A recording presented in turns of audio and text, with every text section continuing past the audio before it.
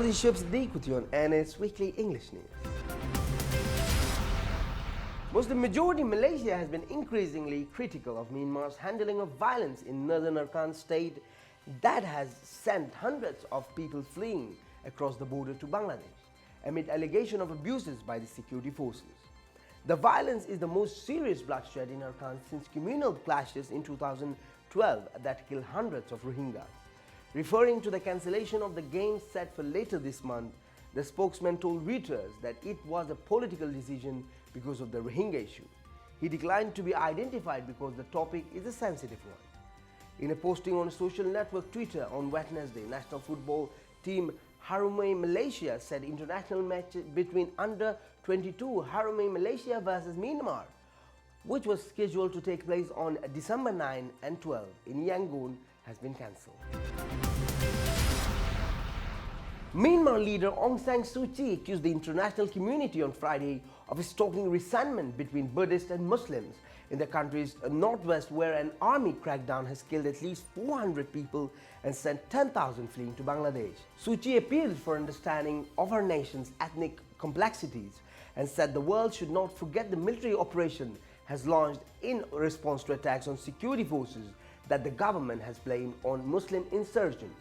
I'd appreciate it so much if the international community would help us to maintain peace and stability and to make progress in building better relationship between two communities instead of always drumming up cause of a bigger fire of resentment, Suu Kyi told Singapore state-owned broadcaster Channel News Asia during a visit to the city-state. It doesn't help if everybody is concentrating on the negative side of the situation, in spite of the fact that there were attacks against police outposts. The violence in the northwest poses the biggest challenge so far to the Suu Kyi's 8-month-old government and has renounced international criticism that the Nobel Peace Prize winner has done too little to help the country's Rohingya Muslim minority. Myanmar leader Aung San Suu Kyi refused to meet Foreign Minister Anifa Aman over the Rohingya crisis, claimed Prime Minister Najib Abdul Razak. Suu Kyi said, "If you, Anifa, want to see me on the bilateral issues, yes, but I'm not willing to see you if you want to discuss the Rohingya issue." Malaysia described the violence against Myanmar Muslim Rohingya minority as ethnic cleansing on Saturday ahead of a planned solidarity march in Kuala Lumpur expected to be led by Prime Minister Najib Razak. The strongly worded statement came after the Myanmar said on Friday that the Malaysians should respect sovereign affairs and follow Association of Southeast Asian Nations policy of non-interference in other member countries' internal matters. The fact that only one particular ethnicity is being driven out of is by definition ethnic cleansing, Malaysia's foreign ministry said in a statement. This practice must stop and must be stopped immediately in order to bring back security and stability to Southeast Asian region. A new body set by the Myanmar's government to investigate allegations of right abuses against Rohingya in Arakan lacks credibility, activists said Friday as former UN Kofi Annan began a visit to the troubled state. Myanmar's de facto leader Aung San Suu Kyi has faced a growing international backlash for failing to probe claims the army is carrying out ethnic cleansing of the Muslim minority. But rights groups rejected the new 13-member commission as toothless, noting it includes no Muslim and is led by Vice President Mi Shui, a retired army general formerly blacklisted by the United States. A close ally of the former junta leader Tan Shui, Mi Shui was the head of the special operation in Yangon when the military government ordered the bloody crackdown on the mock-led protest of saffron evolution in 2007. We have got little faith in another homegrown commission, particularly if it's headed by a military man, said Matthew Smith, chief executive of the Fortify Rights.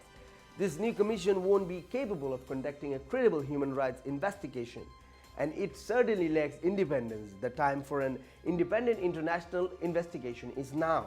Phil Robertson, deputy director of Human Rights Watch in Asia, said, "New commission doesn't look like it's independent or impartial."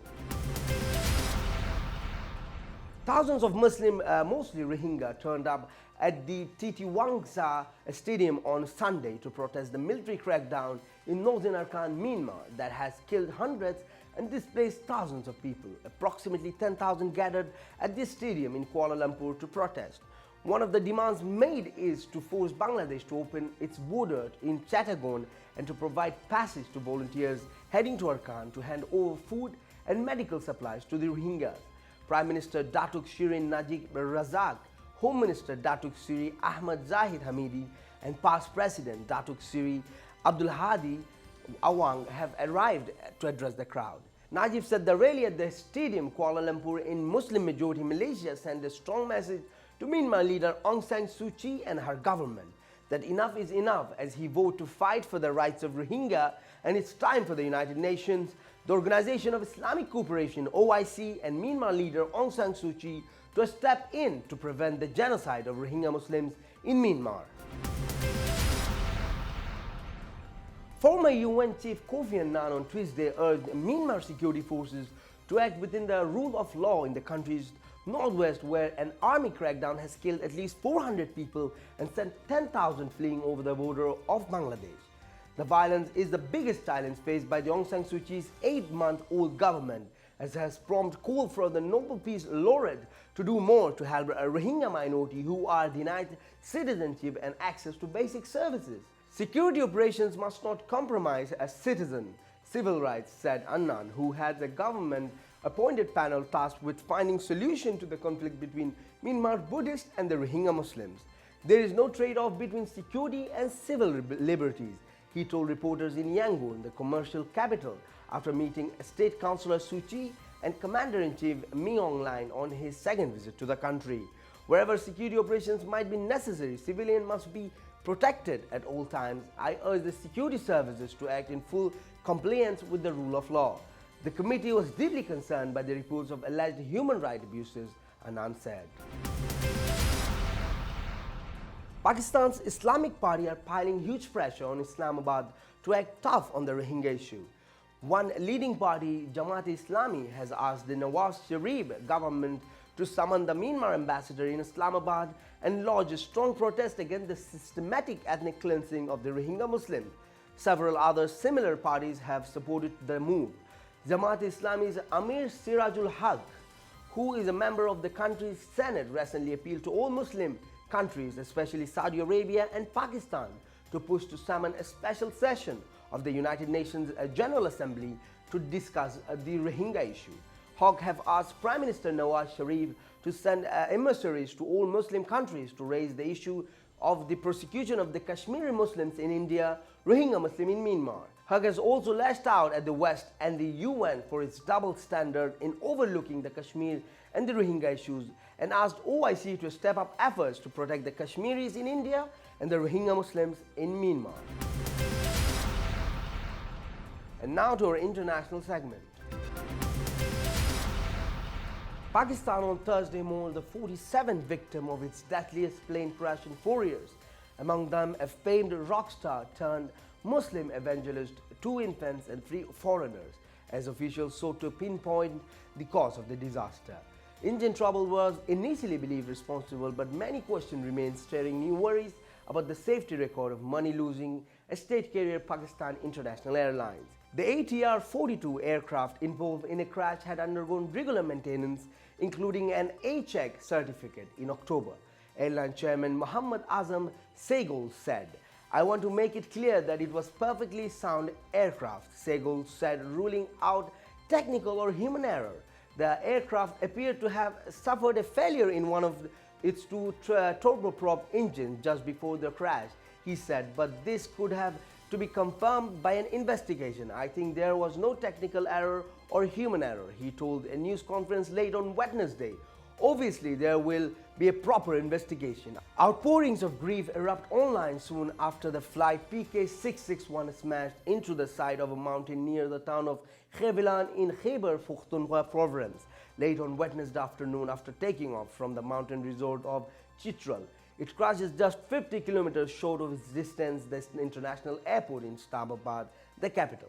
Much of the anguish focused on the Junaid Jamshed, the vocalist of Vital Sign, one of the Pakistan's first and most successful rock and pop band of 1990s, who abandoned his musical career in 2001 to become a traveling evangelist with a conservative Tablighi Jamaat group.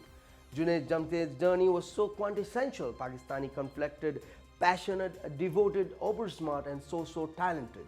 Tragic loss. Musharraf Zaidi, an Islamabad-based development professional and analyst, said in a tweet. More Syrians have fled eastern Aleppo, with reports of about 800 arriving in past 24 hours at a disused cotton factory in Jibrin district of the west Aleppo and 1,260 in Hanano district retaken by the government forces, a UN official said on Wednesday. Busloads of civilians continue to arrive in government-controlled areas of the city and leave for other sites or to lodge with the family members, the UN official said by the email. Thank you for watching this. Chef Siddiq. Hope to see you very soon with more news.